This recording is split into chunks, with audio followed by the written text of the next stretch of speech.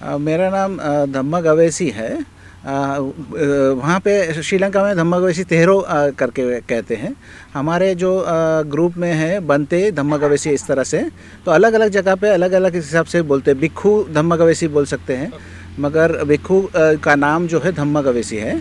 मगर अलग अलग जगह पे, जैसे अगर हम थाईलैंड में जाएंगे तो अजन धम्मक अवैसी बोलेंगे। तो उस तरह से हमारा नाम अलग अलग हिसाब से बोला जाता है। यस। ओके, बंते जी, आपके साथ जो योगाचार्य है जो यूके से आए हैं, हाँ, उनका थोड़ा सा संक्षिप्त परिचय दीजिए। ये हमारे साथ जो योगा सिखाते हैं और हमारा मेडिटेशन भी सिखाते हैं, वो उनका नाम है ह्यू पुल्टन।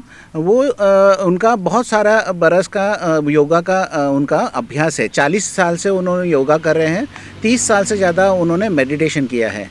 और ये जो मेडिटेशन है, उन्होंने बहुत अलग अलग जो धारणाएं हैं या जो अलग अलग तरीके के मेडिटेशन हैं उन्होंने किए हैं। और उनके दोनों के मीन्स उनके जो मिक्सचर है, उन्होंने जैसे हमारा जो ट्विन मेडिटेशन है, समता विपस्सना मेडिटेशन और योगा का, उन्होंने सुखिता योगा करके उन्होंने डाला है। हमारे जो टीचर है बनते विमल रमसी, उन्होंने उनका नाम सुखिता दिया था। तो उसके हिसाब से उन्होंने जो योगा उन्होंने निकाला है, उन्होंने सुखिता योगा करके वो निकाला है। बंते जी, श्रीलंकन बुद्धिज्म और भारतीय बुद्धिज्म, इसमें क्या फ़र्क है? अभी श्रीलंकन बुद्धिज़्म क्या है कि बहुत सालों, हज़ारों सालों से है, तो वहाँ पे परिपक्व हो गया है और वहाँ पे बहुत सारा जो है सपोर्ट है और बहुत सारे तरीके के हिसाब से उन लोग सपोर्ट देते हैं। क्योंकि वहाँ पे बुद्धिज़्म के अंदर क्या है कि वो लोग स्कॉलर बुद्धिज़्म है, जहाँ पे वो लोग त्रिपिटका का पूरा पाठ करते हैं, तो सारा त्रिपिटका सीखते हैं। फिर जो फॉरेस्ट ट्रेडिशन है, वो जंगल के अंदर वहाँ पे मेडिटेशन करते हैं। फिर वो सिटी ट्रेडिशन है, जहाँ पे वो लोग सिटी टेम्पल्स रहते हैं, वहाँ पे जो लोगों की सेवा करना है, लोगों का क्रिया का काम रहेगा वो करना है। फिर लोगों को सिखाना है, धम्म सिखाना है, चैंटिंग करना है। तो उस तरह से वो व्यापक हिसाब से वहाँ पे फैला हुआ है। बुद्धिज़्म जो महाराष्ट्र में है अभी चालू हो रहा है, और बहुत सारे जो श्रीलंका के भिक्खु है वहाँ यहाँ पे आके भी कर रहे हैं। जैसे उल्लासनगर के अंदर बनते आनंदा है, वो श्रीलंका से आए हैं, मगर यहाँ पे उन्होंने टेम्पल खोला है। और जो आपका सिटी ट्रेडिशन है वो करने की कोशिश कर रहे हैं। हमें पता चला है कि आपके गुरु विमल रामसी भंते, इन्होंने 6R का सिद्धवन विपश्यना के बारे में क्या कहते हैं? हमारे बनते विमल रमसी जी जो है, यहाँ पे सही प्रयास बोलते हैं, सम्मा वायामो, या आपको जो सही तरीके से प्रैक्टिस करना, उसका जो उन्होंने 6R करके निकाला है। क्योंकि वो 6R इसलिए है कि आपको याद रहने में आसानी रहे। तो हर चीज़ R है, means recognise, release, relax, resmile, return and repeat when needed. तो उस हिसाब से उन्होंने जैसे आपको याद रह सके, तो सम्मा वायामो आपको याद रह सके, सही प्रयास आपको याद रह सके, उसके हिसाब से उन्होंने ये प्रयास किया है। अष्टांगिक जो मार्ग है यहाँ भारतीय में कैसा फैला है? तो अभी अष्टांगिक का मार्ग के अंदर आपको शील समाधि पन्य आता है। तो वो अष्टांगिक का मार्ग के अंदर अभी क्या है कि यहाँ पे आपको और आना चाहिए और समझ आना चाहिए। तो जैसे शील जो है वो शुरुआत है, तो यहाँ पे शील जो है आपको अच्छा करना चाहिए। क्योंकि आपका शील जो है आपका जो है शुरुआत होती है। अगर आप एक अच्छा पैर रखते हैं पहले, तो फिर आप जो है समाधि की ओर जा सकते हैं। मीन्स आपका मन जो है शांत हो सकता है। अगर शील अगर आप रखेंगे तो मन शांत रहेगा, अगर शील नहीं रखेंगे तो मन अशांत रहेगा। अगर आपका मन शांत रहता है तभी आपको जो है पन्य का आपको मीन्स स्वाद चखने मिलेगा। क्योंकि पन्य क्या है, समझ है, आपकी समझ बढ़ना वही सबसे इम्पॉर्टेंट है। तो अगर शील रखेंगे तो ही समाधि हो सकेंगी, समाधि होगी तो आपको पन्य तो मिलेगा ही मिलेगा, ऐसा है। सम्यक दृष्टि के बारे में बंते जी? सम्यक दृष्टि जो है, जो बुद्ध का जो फोर नोबल प्रिंसिपल्स है, जो वो आपको वो सम्यक दृष्टि से चालू होता है। जैसा है कि आपको पता चलना चाहिए दुख क्या है, दुख का कारण क्या है, दुख का निवारण क्या है और दुख निवारण का मार्ग क्या है। तो दुख हर जीवन के अंदर किस तरह से आपको आता है। कोई चीज़ ना मिलना हमको, वो भी दुख होता है। जो मिल गया वो छूट जाना, वो भी दुख होता है। और आपको वो जो चीज़ के ऊपर चिपकाव रहता है उससे दुख होता है, उसका कारण दुख का है। चिपकाव निकालना जो है वो दुख का निवारण है। और उस मार्ग जो दिया गया है बुद्ध ने, वही अष्टांगी का मार्ग है। तो अष्टांगी का मार्ग जो है से आपका दुख का निवारण होता है, वही आपका सम्मा दिट्ठी होते हैं। कभी कभी इंसान गैर द्वेष का इरादा करता है, तो इंसान के लिए इसका फायदा और तोटा क्या है? इसके अंदर क्या है कि कोई जात का आपको नुकसान नहीं होता। गैर देश का इरादा जो रहता है उसका मतलब है कि मैत्ता का इरादा। अगर गैर देश का इरादा रहेगा तो आपको कोई भी नुकसान नहीं हो सकता। आप अपना पूरा ज़िंदगी भी उस इरादे पे आप डाल सकते हैं, मगर आपको कोई नुकसान नहीं होता। और बुद्ध ऐसा कहते हैं कि अगर आपने मैत्ता जो है ठीक से 1 मिनट भी किया तो आपको एक यज्ञ के बराबर आपको पुण्य मिलता है। तो उससे ज़्यादा पुण्य कोई नहीं है जो आप मैत्ता करेंगे। अगर 1 मिनट भी अच्छी तरह से मैत्ता करेंगे उतना ही काफ़ी है आपको एक यज्ञ के बराबर पुण्य देने के लिए। मिथ्या बोलने से दुख, इंसान को दुख होता है? कोई भी आप गलत काम करेंगे तो आपको पहले दुख होगा। तो जैसे कर्म का आपको बोलते हैं, कुछ लोग पूछते हैं कि कर्म का कब आपको फल मिलता है। तुरंत जो फल मिलता है वो है आपका मन के अंदर दुख पैदा होना। कोई भी गलत काम करेंगे उसके बाद में आपको आपका जो इस ज़िंदगी के अंदर आपको उसका फल मिलता है, और फिर अगले आने वाली ज़िंदगी में भी फल मिलता है। तो कोई भी कार्य आप करते हैं तो उसको आपको सोच समझ के करना है। अगर आपने वो सोच समझ के नहीं किया तो फिर आपको वो दुख झेलना पड़ेगा। अभी भी झेलना पड़ेगा, इस ज़िंदगी में भी झेलना पड़ेगा, और आने वाली ज़िंदगी में भी झेलना पड़ेगा आपको। भारत देश में, हमारे इंडिया में कर्मकांड और ज़्यादा चलते हैं। कर्मकांड से ज़्यादा फायदा होता है कि मैत्री से ज़्यादा फायदा होता है?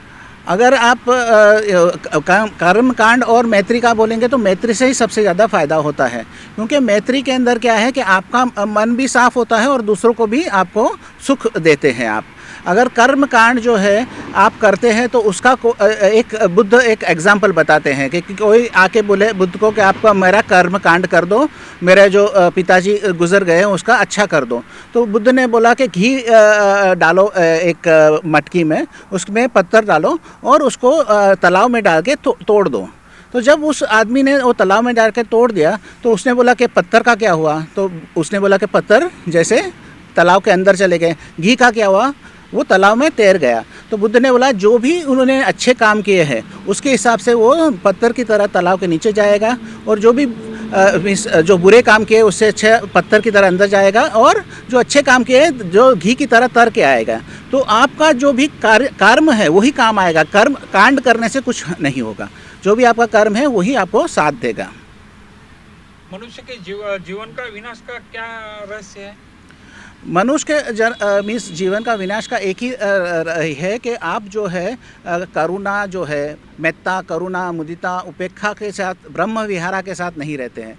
अगर समझो आप ब्रह्म विहारा के साथ रहते हैं, अगर आप शील का पालन करते हैं तो आपको कोई जात का नुकसान नहीं हो सकता।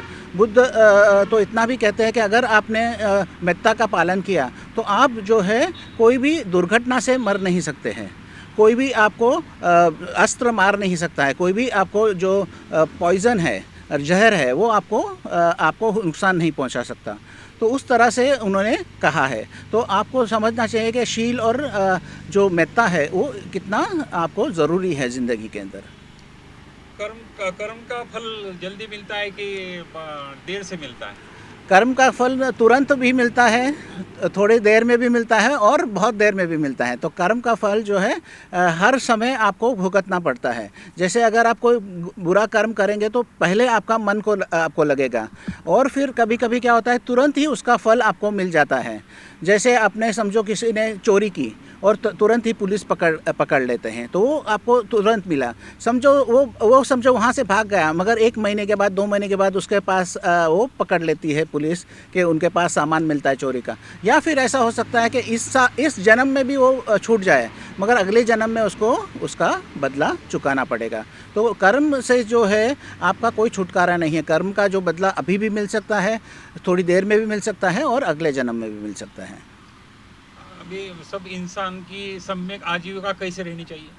सम्यक आजीविका के अंदर क्या है कि बुरा काम नहीं करना चाहिए, किसी को नुकसान नहीं पहुंचाना चाहिए। जैसे आप हथियारों के अंदर नहीं आपको बिज़नेस करना चाहिए, ना ही आपको मीट और इसके अंदर बिज़नेस करना चाहिए, ना ही लोगों का बिज़नेस करना चाहिए, ना ही आपको पॉइज़न का बिज़नेस करना चाहिए, ना ही आपको दारू या नशीली पदार्थों का बिज़नेस करना चाहिए। अगर वो बिज़नेस करते हैं तो वो आपका आजीविका सम्यक नहीं है। उसके बाद में पूरा दुनिया ब्रह्मांड का जो काम है आपको खुला है, और किसी को भी नुकसान ना पहुँचे और किसी को फ़ायदा पहुँचे और हमको फ़ायदा पहुँचे, उस तरह का जो भी बिज़नेस है आप कर सकते हैं। अनित्य बोध के बारे में बोल दीजिए। अनित्य बोध बहुत ही ज़रूरी है, क्योंकि अनित्य बोध से क्या होता है कि आपको पता चलता है कि कोई भी चीज़ के ऊपर चिपकाव नहीं पैदा करना। अगर अनित्य बोध आपको बराबर से समझ में आता है तो दुख से भी छुटकारा मिलता है। क्यों हमको दुख मिलता है? क्योंकि कोई भी चीज़ को हम पकड़े रहना चाहते हैं। जैसे एक कहानी ओशो जो है वो कहते हैं कि किसी ने एक कार लिया, वो कार लिया और उसका कार को एक पेंट जो है उसके अंदर स्क्रैच आ गया, थोड़ा पेंट निकल गया, तो उसको इतना दुख हुआ क्योंकि उसको कार उसी तरह से चाहिए था, और उसको वो थोड़ा पेंट बदलने से उसका बहुत दुख हो गया। तो अनित्य भाव ना समझने से हमें को बहुत दुख होता है। जब आप अनित्य भाव समझते हैं तो आपको अनात्मा भाव भी समझते हैं, क्योंकि आप सब चीज़ों को अपना वो संपत्ति मानते हैं। जब आप सब चीज़ों को अपना संपत्ति नहीं मानने लगेंगे तो आपका जो जीवन है और सरल होगा।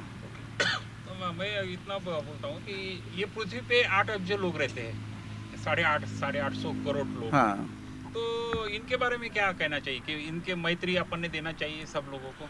सब लोगों को मैत्री देना चाहिए। इसलिए बुद्ध जब मैत्री का सिखाते हैं तो वो सिखाते हैं कि हर दिशा में मैत्री भेजना चाहिए, चारों दिशाओं में भेजना चाहिए। फिर बुद्ध ऐसा भी कहते हैं कि आपको ऊपर भी भेजना चाहिए मैत्री, आकाश में भी भेजना चाहिए मैत्री। जो भी आकाश में है जीव जंतु उनको भी मैत्री मिले। उनको बोलते हैं कि ज़मीन में भी भेजना चाहिए मैत्री, जो ज़मीन के नीचे भी जो जीव जंतु है, जो जीव है, उनको भी मैत्री मिलना चाहिए। तो बुद्ध सिर्फ ये ब्रह्मांड के अंदर जो जितने लोग हैं उसके लिए नहीं, मगर कोई भी जगह पे जहाँ पे जीव बचते हैं उनके लिए मैत्री आपको रखनी चाहिए। बौद्ध धर्म में मैत्री का महत्व क्या है? बौद्ध धर्म के अंदर मैत्री का बहुत ही ज़्यादा महत्व है, क्योंकि मैत्री से क्या होता है कि आप अपने जो भी कर्म है उसको बुरे कर्म से आप बच सकते हैं। क्योंकि आपका अगर मन के अंदर मैत्री का भाव रहता है तो फिर आप किसी से हत्या नहीं कर सकते। अगर मैत्री का भाव किसी का रहता है तो आप चोरी नहीं कर सकते, व्यभिचार नहीं कर सकते, आप कटु शब्द नहीं बोल सकते, झूठ नहीं बोल सकते हैं। आप जो है आप जो मदिरा पान या उस तरह से नशीली पदार्थों का सेवन नहीं करेंगे, क्योंकि आपके मन में मैत्री है। अगर कोई भी आदमी नशीली पदार्थ का भी सेवन करता है, क्यों करता है? क्योंकि उनको टेंशन रहता है, उनको मन जो मानसिक स्थिति ठीक नहीं रहती है। अगर मैत्री करेंगे तो सारा जो आपका जीवन है वो आपका अच्छा जाएगा। पाश्चिमात्य संस्कृति और भारतीय संस्कृति, इसमें क्या अंतर है बनती? पश्चिम संस्कृति के अंदर वो लोग बाहर देखते हैं, वो लोग को आपको उनका कार कैसा है, उनका जो गार्डन कैसा है, उनका घर कैसा है, वो बाहरी चीज़ों पे ज़्यादा ध्यान देते हैं। हमारी जो संस्कृति है वो हमें बताती है कि हमको अंदर देखना चाहिए, मगर हम वो भूल चुके हैं। अभी हम लोग को पीछे क्या है, जीडीपी आपको अच्छा होना चाहिए, आपका स्टॉक मार्केट अच्छा होना चाहिए, आपका जो इनकम अच्छा होना चाहिए, वही हो गया है। मगर अभी हमारा जो संस्कृति है वो संस्कृति क्या है कि आपके अंतर मन में देखना चाहिए। जो हमारे अंतर मन में रहेगा उससे अच्छा आपका होगा। तो बुद्ध बताते हैं कि आप किसको धनवान मानेंगे, तो बुद्ध कहते हैं कि जो आदमी संतुष्ट है उसे धनवान मानेंगे। क्योंकि अगर समझो, अगर वो अनिल अंबानी है, उसके पास अभी $1 बिलियन रहेगा, मगर आज के तारीख में सबसे दुखी आदमी और सबसे गरीब अपने आप को समझने वाला अनिल अंबानी रहेगा, क्योंकि उसने जो है 40 या 50 बिलियन डॉलर खो दिए हैं। तो अगर एक आदमी संतुष्ट है तो वो संतुष्टि से आप वो सुख पा सकता है। अगर उसके पास में 2 टाइम का खाना भी ना हो, वो सुख पा सकता है, क्योंकि उस जो स्थिति में वो संतुष्ट है। तो सबसे बड़ा जो धन है, बुद्ध कहते हैं, संतुष्टि है। ओके, सदाचार के लिए पास्कंद का क्या महत्व है बंदी? सदाचार और करुणा की। सदाचार जो है आप जब करते हैं, मीन्स वही आपका सदाचार करने के अंदर क्या आता है कि आप जो दान और पुण्य करेंगे, तो दान पुण्य के अंदर क्या आता है कि मेत्ता, करुणा, मुदिता और उपेक्षा, वो भी दान के हिसाब से आता है। क्योंकि आप अपने दूसरे जो प्राणी है उसके लिए मेत्ता रखते हैं, वो भी एक दान का रूप बनते हैं। फिर अगर आपका दिल के अंदर अगर मेत्ता की भावना है तो आप कोई किसी के लिए आपके शरीर से मदद करेंगे। अगर समझो कोई रास्ता क्रॉस करना है, कोई बूढ़ा आदमी है तो उससे मदद करेंगे। अपने शरीर से किसी को कोई किसी का समझो काम करना है, उसके पास कोई आदमी नहीं तो आप जाके अपना श्रम दान करेंगे, आप किसी को खाना खिलाएंगे। तो वो जो चालू होता है वो मेत्ता से होता है। अगर आपका मन में मेत्ता रहेगा तो सारा जो अच्छा काम है वो आपको करते हैं। तो बुद्ध क्या बताते हैं कि सारा जो उनका जो टीचिंग है वो क्या है कि आप बुरा काम नहीं करना चाहिए, उसका मतलब है शील का पालन करना चाहिए। फिर आप अच्छा काम करना चाहिए, मीन्स आप दान पुण्य करना चाहिए और मेत्ता रखना चाहिए, और आपका मन का भावना बढ़ाना चाहिए, मीन्स आपका मन का जो विकास करना चाहिए, इसे भावना कहते हैं। कभी मेडिटेशन का अर्थ अलग अलग है, मगर बुद्ध भावना कहते हैं, मीन्स आपका मन को आपको सही करना है और मन को समझाना है, वही आपका मेडिटेशन है। विपश्यना का लोगों को कितना फायदा होता है बंदी? जितना आप करेंगे उतना फ़ायदा होता है, क्योंकि अगर आप थोड़ा करेंगे तो थोड़ा आपको फ़ायदा होगा, अगर ज़्यादा करेंगे तो ज़्यादा फ़ायदा होगा। विपश्यना करते हैं तो आपको इसका बोध करते हैं कि क्या गलत है और क्या सही है। अगर आप बोध करते हैं कि क्या गलत है क्या सही है तो गलत आप छोड़ेंगे और सही को अपनाएंगे। अगर आपको पता ही नहीं है कि गलत से सही पे कैसे जाना चाहिए, इसीलिए शिक्षार भी यहाँ पे काम आता है, सही प्रयास भी यहाँ पे काम आता है, सम्मा व्यायामो भी यहाँ पे काम आता है, क्योंकि आपको गलत से आपको सही पे जाना है। तो वही विपश्यना है। और समता क्या है? समता है आपका मन जो है किसी चीज़ पे टिकना चाहिए, आप सही से देखना चाहिए। तो समता विपश्यना दोनों का इस्तेमाल करके आप जो है जीवन को अच्छा बना सकते हैं। पांच स्कंद जो है बंदे जी अपने, इसको कैसा काबू रखना चाहिए? इसको काबू रखने के लिए आपका जो है शील का पालन करना चाहिए। अगर आप शील का पालन करेंगे तो क्या है कि आपका मन पहले काबू में रहता है। जो मन काबू में रहेगा उसका आपका जो भी संकल्प आप लेते हैं वो काबू में रहता है। जब वो संकल्प आपका काबू में रहेगा तो आपका जो भी आप बोल रहे हैं वो काबू में आता है। जो आप बोल रहे हैं वो काबू में आएगा तो आप जो काम कर रहे हैं वो काबू में आएगा। जो आप काम कर रहे हैं वो काबू में आता है तो आपका जीवन आपके काबू में आता है। फिर आगे जो है आपका जो 3 चीज़ें हैं वो आपका मन का विकास के लिए हैं। वो है सम्मा व्यायामो, मीन्स आप जो है सही प्रयास करते हैं, सही आपका मन लगाते हैं और सही समाधि में जाते हैं, तो उससे आपका ये अष्टांगी का मार्ग भी पूरा होता है। तो उसका सारा जो चीज़ है वो ये मार्ग में आ जाता है। बताइए निब्बान के बारे में आप क्या बोल सकते हैं? निब्बान के बारे में ये है कि अगर आपने जो चिपकाव आपने छोड़ा, जितना आपने चिपकाव छोड़ा उतना निब्बान की ओर आदमी जाता है। इसलिए बुद्ध जो है 4 स्तर बताते हैं निब्बान के। वो जो है सोतापन्ना, सगदागामी, अनागामी और अरहंत। तो जो जितना अपना चिपकाव छोड़ेगा वो उतना ये निब्बान की ओर जाएगा। जो सबसे ज़्यादा छोड़ेगा, जैसे अरहंत है, उसने सारी जो चिपकाव छोड़ दिया उसे बोलेंगे कि आपको निब्बान प्राप्त हुआ है। मगर जो है आपने कम किया है तो आप सोतापन्ना तो बन सकते हैं। अगर सोतापन्ना से ज़्यादा बनते हैं तो आप सगदागामी बनते हैं, फिर अनागामी बनते हैं, फिर अरहंत बनते हैं। तो जितना आप चिपकाव छोड़ेंगे उतना आपको फ़ायदा होगा। जी अरहंत की पहचान कैसी रहेगी? अगर समझो एक आदमी को अरहंत मिला तो उसकी पहचान कैसी? अरहंत का पहचान ये है कि उनके पास में कोई जात का चिपकाव नहीं रहता है। बुद्ध कहते हैं कि अरहंत के पहचान ना रहेगा तो अरहंत के साथ में कुछ महीने बिताना है। तो हमारे बनते कहते थे 6 महीने उस आदमी के साथ बिताना है और देखना है कि उसके मन के अंदर कोई चिपकाव तो नहीं है, कि उसके मन के अंदर कोई घृणा तो नहीं है, कोई उसके मन के अंदर कोई मैं की भाव तो नहीं है। उसको ईगो हम लोग बोलते हैं यहाँ पे इंग्लिश में, तो उसको अहम तो नहीं है। तो वो सारी चीज़ें उसको देखना है, तभी आपको पता चलेगा कि कोई अरहंत हुआ है। तो उसके साथ कुछ समय बिता के हमको ये आपको पता करना है। अभी हमारे भारतीय लोगों ने, बाबा साहब ने हमको महाराष्ट्र में, पूरे भारत में बाबा साहब ने हमको बुद्ध धम्म दिया है। अभी हमको 1956 से अभी तक हम लोग प्रगति तो कर रहे हैं, लेकिन मेडिटेशन के बारे में हम थोड़ा 1% ही है। उसके बारे में क्या बोल सकते हैं? जितना आप ये मेडिटेशन का बढ़ाना चाहिए, क्योंकि अभी जैसे ये जेतवन का यहाँ पे है, यवतमाल के पास हिरवी में आपका अच्छा सा आपने बनाया हुआ है, सेंटर बनाया हुआ है, फैसिलिटी है, यहाँ पे गार्डन है, तो बहुत सारा जो फैसिलिटीज़ बना के रखा है। तो अभी क्या है कि लोगों को सिर्फ आना है और उसका जो है प्रैक्टिस करना है। अगर जितना वो लोग प्रैक्टिस करेंगे उतना ही फ़ायदा होगा। अगर वो लोग 10 दिन निकाल सकते हैं अपने जीवन के और उसे दे सकते हैं, तो उसके अंदर आपको और फ़ायदा होगा आपके जीवन के अंदर। क्योंकि कभी कभी क्या होता है कि उनको अगर छुट्टी मिलती है तो कहीं घूमने जाते हैं, कहीं फिरने जाते हैं, उसका फिर उसके बाद में आने से क्या होता है, वो पूरा जो उसको जो फ़ायदा था वो फिर आने के बाद में वो निकल जाता है। मगर अगर आप ये अगर 10 दिन का मेडिटेशन करते हैं तो पूरा जीवन भर आपको फ़ायदा मिलेगा। एक व्यक्ति आया था हमारे बंते जी के साथ में मेडिटेशन करने के लिए।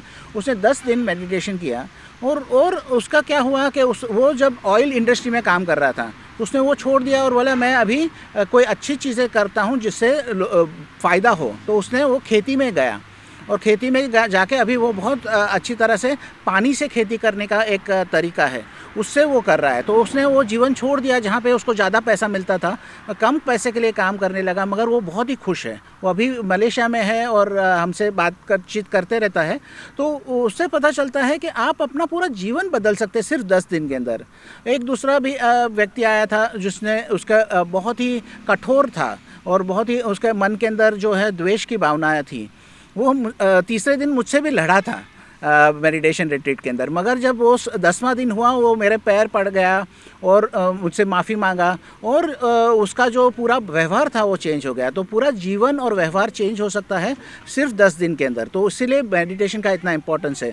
और यहाँ पे जैसे आपने फैसिलिटीज़ दे के रखे हैं और यहाँ पे सारी चीज़ें आपको मिल रही है और अभी तो कोई शुल्क भी नहीं ले रहे हैं और आपको दे रहे फ्री ऑफ कॉस्ट दे रहे हैं, मगर तो उसको फ़ायदा आपको लेना चाहिए।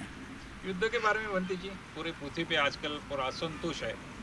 तो युद्ध के बारे में बुद्ध ने कहा है कि ऐसे चालू होता है कि मैं की भावना से चालू होता है युद्ध, कि ये मेरा है, मुझे और चाहिए। वो क्या हुआ, तृष्णा हुई। तृष्णा से ही सारा युद्ध का शुरुआत होता है। जब आप तृष्णा को समझेंगे, जब आप भावना को समझेंगे, जब आप मेत्ता की आप समझेंगे मेत्ता को, तो फिर आप ये युद्ध करने कोई नहीं जाएगा। क्योंकि अगर जो आदमी के पास दिल में मेत्ता है वो किसी का बुरा नहीं चाहेगा और युद्ध पे नहीं जा पाएगा। क्योंकि अभी क्या है कि लोग समझते नहीं हैं कि क्या सही है क्या गलत है, उसके हिसाब से युद्ध पे वो लोग जा रहे हैं। शोषण के बारे में बनती जी, अगर बड़े बड़े लोग शोषण करते हैं गरीब लोगों पे, उस पे बारे में आप क्या बोल सकते हैं? तो अभी क्या है कि बुद्ध बोलते हैं कि जो एक बार जो एक धनी आदमी जो है खाना खा रहा था, तो उसके वैश्या का उसका बुद्ध का एक शिष्या थी, वो उसको खाना खिला रही थी। तो उसने वो धनी आदमी ने एक भिक्षु को खाना देने से मना कर दिया। तो उसने कहा कि आप है ना बासी खाना खा रहे हैं, बासी खाना खा रहे हैं। क्योंकि उसने बोला आप क्यों, ये तो अभी अभी बना हुआ है और बहुत अच्छा खाना है। तो उसने कहा कि क्योंकि ये आपने पहले कर्म अच्छे किए हैं, उसके हिसाब से आपको धन मिला है, यश मिला है और उसके हिसाब से आपको ये पावर मिला है। अगर आप अभी ये अच्छा कर्म नहीं करेंगे तो फिर आपको दुर्गति मिलेगी। तो हर जो आदमी के पास धन है, जिसके पास पावर है, जिसके पास में कैपेबिलिटी है, उसको अच्छा काम करना चाहिए। और अगर वो अच्छा काम नहीं करता है तो उसको उसका भी फल मिलेगा। अब उन्होंने पहले कुछ अच्छा काम किया होगा, उसके हिसाब से ये आपको पोजीशन, पावर या धन मिलता है। तो अगर आप वो अच्छा काम अभी भी करेंगे तो वो चीज़ें टिकेगी। आप देखते हैं कि बहुत सारे धनी लोग हैं, वो भी आज जो है उनके पास धन नहीं है। बहुत सारे पावरफुल लोग हैं, उसके पास आज पावर नहीं है। तो क्योंकि वो लोगों ने अच्छा काम जब पावर था उन्होंने नहीं किया, तब उसके लिए उनको ये आपको हशर देखना पड़ता है और कभी कभी अगले जन्म में भी इसका आपको असर मिलेगा। पुनर्जन्म के बारे में आखिरी प्रश्न बताइए। पुनर्जन्म के बारे में तो बुद्ध ने बहुत कहा है, मगर सबसे जो महत्वपूर्ण बात है पुनर्जन्म के बारे में कि आप अभी इस जन्म में आप पुनर्जन्म के बारे में आप देख सकते हैं। जैसे आपका जो मनस्थिति है वो चेंज होती रहती है, आप बदलती रहती है। आप जब सुबह उठते हैं तो आप बहुत आलस में रहते हैं, मगर चाय पीने के बाद आपको एकदम एनर्जी जैसा लगता है। फिर अगर आप जब ऑफिस जाते हैं तब आप चिड़चिड़ापन महसूस करते हैं, क्योंकि बहुत सारा ट्रैफिक है, बहुत टाइम लगता है ऑफिस पहुंचने में। तो हर जगह पे आपका मनस्थिति बदल रहा है, तो एक दिन में भी बहुत बार मनस्थिति बदल रही है। तो एक मनस्थिति का मृत्यु होता है, दूसरे मनस्थिति का जन्म होता है। तो मृत्यु और जन्म का जो सिलसिला है वो आपके मनस्थिति में ही आपको देखना है। उसके लिए आपको मेडिटेशन करना है, भावना करनी है। जब आप समता विपස්සना करेंगे तब आपको मनस्थिति के बारे में पता चलेगा और जो है जन्म और पुनर्जन्म के बारे में पता चलेगा। इस तरह आप सिर्फ आप बातों से या डिबेट से इसको रिजॉल्व नहीं कर सकते। आपको मेडिटेशन में इसको जानना पड़ेगा आपको। वो तो अच्छा है बंटी जी, आपने बहुत अच्छे आंसर दिए है, उत्तर दिए है हमारे लॉर्ड बुद्धा चैनल को। एक छोटा सा प्रश्न है अभी हमारे योगाचार्य से कि मेडिटेशन में योगा और इसका मैत्री कैसी है, योगा और How in meditation, how is yoga kind of important? Well, the way we relate to our body is very important, because if we are sensitive to the way our body feels and the internal sensations, they reflect what our mind is doing. जब हम भावना करते हैं तो हमारा जो शरीर है बहुत ही महत्वपूर्ण है। हमारे शरीर में क्या भावना होती है, हमारे शरीर के अंदर क्या भावनाएं होती है, अगर वो पता रहेगा तो आपको पता चलेगा आपका मनस्थिति के बारे में। तो शरीर और मनस्थिति का तालमेल रहता है। So with Sakita Yoga, we use the energetic body to provide the support and structure rather than the physical body itself. हम जब सुखिता योगा सिखाते हैं तो हम जो है ऊर्जा का शरीर जो बोलते हैं, ऊर्जा का शरीर से हम सिखाते हैं, नहीं आपका जो आपका स्थूल शरीर है उसके बारे में नहीं। So then we can use this energetic body not only to support us in the yoga but also to support us in daily life. जब हम आप ये सीखते हैं तो आप योगा करते हुए अपने शरीर को नहीं सपोर्ट कर सकते, मगर अपने जीवन में भी उसका इस्तेमाल कर सकते हैं। So this has the advantage that we can deeply relax the physical body in a way that we're not usually used to. हम अपने जो पूरे शरीर को आराम से रिलैक्स कर सकते हैं, जैसे हम दूसरी तरह में नहीं कर पाएंगे उस तरह से हम उसको सीख सकते हैं। So then we become very much more sensitive to the states of mind that interfere with our meditation, because they create tension in our body. जब हम अपने शरीर को इतने अच्छी तरह से समझते हैं तो हम अपना जो तनाव होता है मेडिटेशन के अंदर वो हम समझते हैं। जब आप तनाव मेडिटेशन के अंदर समझते हैं तो आप अपना जो मेडिटेशन और सुधार सकते हैं।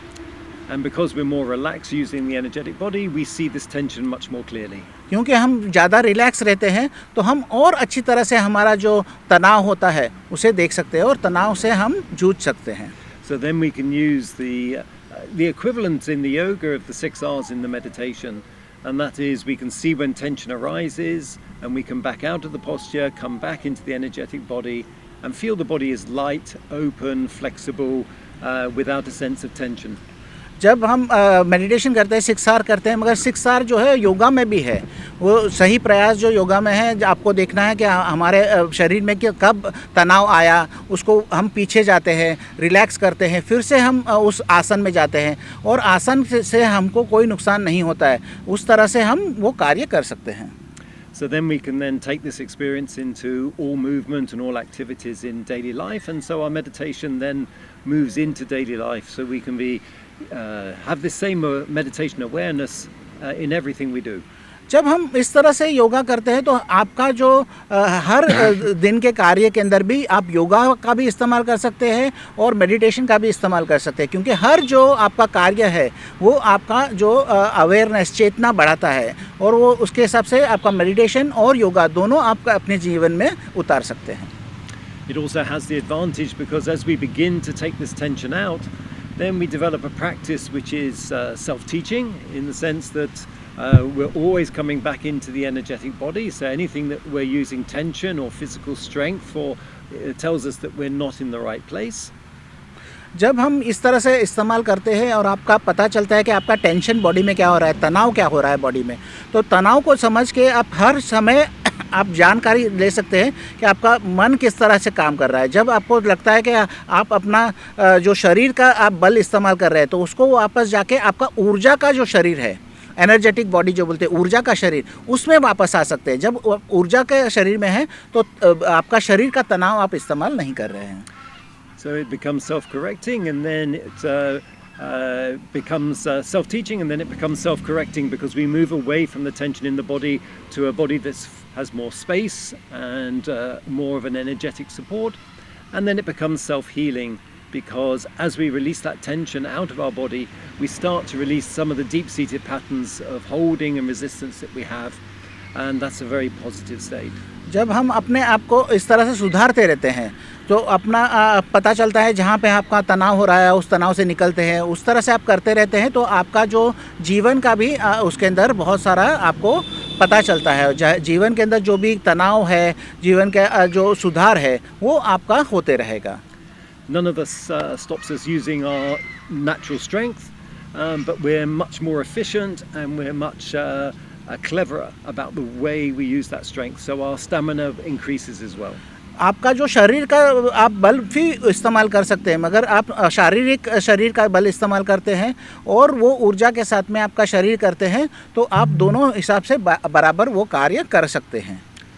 Because we're releasing tension and our approach to the body and the mind, it's a very kind practice, it's a very compassionate practice. So जब हम अपना मन और शरीर से जो तनाव निकालते हैं तो ये बहुत ही एक दयावान एक कार्य हो जाता है हमारे शरीर के लिए भी और उससे आप उसे सीखते भी हैं। So it becomes an embodied meditation, it becomes the yoga of loving kindness. वो योगा मेत्ता का योगा हो जाएगा।